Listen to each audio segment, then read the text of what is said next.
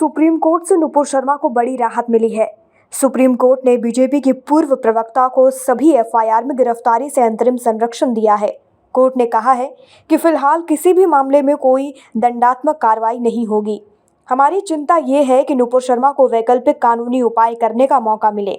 इसके साथ ही supreme court ने नुपुर शर्मा की याचिका पर दिल्ली पुलिस, पश्चिम बंगाल, तेलंगाना आदि को नोटिस जारी कर 10 अगस्त तक जवाब मांगा है। भविष्य में अगर उनके बयान को लेकर दिए गए बयान को लेकर कोई नई एफआईआर दर्ज होती है तो भी नुपुर शर्मा के खिलाफ कोई कार्रवाई नहीं होगी। नुपुर मामले पर आज सुप्रीम कोर्ट में जस्टिस सूर्यकांत और जस्टिस जेबी पारदीवाला की बेंच ने सुनवाई की। गौरतलब है कि पैगंबर मोहम्मद पर अपने बयानों को लेकर बीजेपी की पूर्व प्रवक्ता नुपुर शर्मा फिर सुप्रीम कोर्ट पहुंची हैं। लखनऊ के लुलु मॉल में नमाज पढ़ने का विवाद थमने का नाम नहीं ले रहा है। मंगलवार को मॉल के शुद्धिकरण के लिए जगतगुरु परमहंस वहां पहुंच गए। इस दौरान पुलिस के रोकने पर उनसे विवाद हो गया। परमहंस को पुलिस ने फिलहाल हिरासत में ले लिया है। परमहंस ने कहा कि वह नमाज वाली जगह के शुद्धिकरण के लिए आए हैं। पुलिस के रोकने पर विरोध भी जताया। कहा कि हमने भगवा पहना हुआ है, इसलिए रोका जा रहा है। वहां पर विवाद बढ़ता देख पुलिस ने परमहंस को अपने साथ लेकर पुलिस स्टेशन चली गई। उत्तर भारत के सबसे बड़े मॉल में शुमार लखनऊ के लुलु मॉल का उद्घाटन पिछले दिनों सीएम योगी आदित्यनाथ ने किया था। उद्घाटन के बाद बकरीद पर यहां कुछ लोगों ने नमाज पढ़ी थी। नमाज का वीडियो वायरल होते ही हंगामा शुरू हो गया था। सोमवार यानी 18 जुलाई को सरकार ने पैक्ड और लेबल युक्त दूध, दही, दाल, आटा जैसी रोजमर्रा के सामानों पर 5% जीएसटी लागू कर दिया है।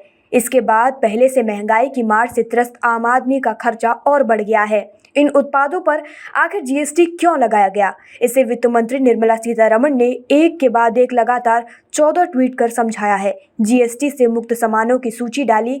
वित्त मंत्री निर्मला सीतारमण ने अपने 14 ट्वीट में कुछ जरूरी अनाजों की सूची पोस्ट कर उनसे जीएसटी हटाए जाने की जानकारी साझा की है। वित्त मंत्री ने लिखा कि इन खाद्य पदार्थों को खुले में बेचने पर उन पर किसी भी तरह का जीएसटी चार्ज नहीं लगेगा। यानी आप अगर इन्हें खुले में खरीदेंगे तो किसी तरह का कोई टैक्स नहीं लगेगा। इनमें दाल, गेहूं, राई, ओट्स, मकई, चावल, आटा, सूजी, बेसन, मुढ़ी, दही और लस्सी जैसे सामान सभी शामिल हैं।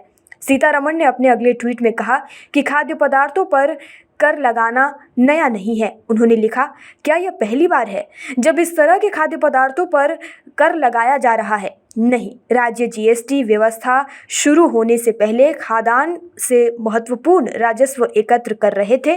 अकेले पंजाब ने खरीद कर के रूप में खाद्यान्न पर 2000 करोड़ रुपए से अधिक की वसूली की, जबकि उत्तर प्रदेश ने 700 करोड़ रुपए जुटाए। महाराष्ट्र में जारी सियासी संकट के बीच उद्धव और शिंदे गुट के बीच आरोप प्रत्यारोप का दौर लगातार जारी है। दोनों तरफ से शिवसेना पर दावे की बात हो रही है। खुद को असल शिवसैनिक बताया जा रहा है। कल सुप्रीम कोर्ट में भी इस लड़ाई को लेकर एक अहम सुनवाई होने वाली है। अब उस सुनवाई से पहले ही उद्धव ठाकरे ने बीजेपी पर बड़ा निशाना साधा है। उनकी नजरों में बीजेपी ही असल में शिवसेना को खत्म करने का प्रयास कर रही है। उत्तर भारतीय महासंघ नेताओं को संबोधित करते हुए उद्धव ठाकरे ने कहा कि वो यानी बीजेपी मुर्गा लड़ा रहे हैं। इस लड़ाई में जब एक मुर्गा मर जाएगा तब वो दूसरे मुर्गे को मारकर शिवसेना खत्म कर देंगे।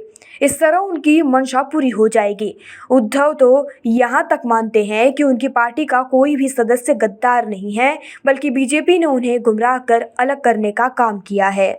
उत्तर प्रदेश की राजधानी लखनऊ में पिछले एक सप्ताह से लुलु मॉल चर्चा में बना हुआ है। शुरुआत यहाँ मॉल के उद्घाटन के बाद कुछ लोगों के नमाज पढ़ने का वीडियो वायरल होने से हुई थी। बाद में 2 युवकों ने सुरक्षा व्यवस्था को खता करते हुए अंदर हनुमान चालीसा पढ़ने का वीडियो वायरल किया। इन दोनों घटनाओं के बाद मॉल में खासी भीड़ देखने को मिल रही है। इसके अलावा हिंदू संगठन भी मॉल के बाहर प्रदर्शन करने की चेतावनी दे रहे हैं। एक रिपोर्ट के मुताबिक जब लोगों से बातचीत की गई और ये जानने की कोशिश की गई कि आखिर लुलु मॉल में अचानक इतनी भीड़ क्यों आ गई, बातचीत के दौरान लोगों ने बताया कि हमें पता चला है कि यहाँ पर नमाज पढ़ी गई थी। हम लुलु मॉल में वो जगह देखने आए हैं। आखिर वह स्थान कहाँ पर है? यही नहीं, कुछ लोगों का कहना था कि लुलु मॉल को लगातार हम टीवी पर देख रहे हैं। हमें बड़ी उत्सुकता थी अंदर मॉल देखने की। हम ये जानना चाहते थे कि आखिर इसके अंदर क्या हो रहा है।